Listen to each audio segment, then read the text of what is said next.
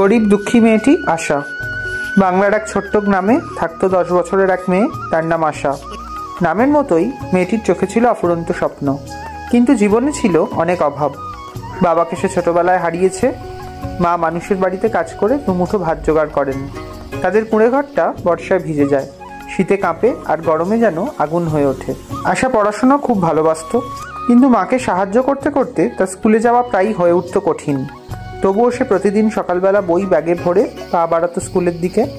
গ্রামের কাঁচা রাস্তা ধরে হাঁটতে হাঁটতে সে ভাবতো একদিন সে শিক্ষক হবে, গ্রামের শিশুদের পড়াবে।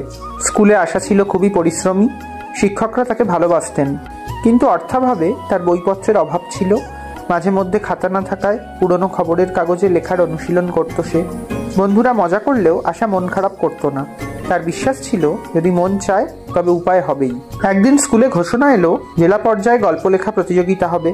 আশা সিদ্ধান্ত নিল সে অংশ নেবে, কিন্তু খাতা না থাকায় রাতে বাড়ি ফিরে মাটির দোয়াতের মতো পুরনো এক নোট বইয়ের শেষ কয়েকটা পাতায় সে লিখতে শুরু করলো নিজের গল্প, এক গরিব মেয়ের স্বপ্ন পূরণের কথা। মোমবাতির ক্ষীণ আলোয় লেখা সেই অক্ষরগুলো যেন ছিল তার হৃদয়ের জলজলে দীপ্তি। প্রতিযোগিতার দিন এসে গেল। আশার খাতা অন্যদের মতো সুন্দর ছিল না, কিন্তু তার লেখা ছিল সত্যি আর হৃদয় ছোঁয়া। কয়েক সপ্তাহ পরে ফলাফল এলো।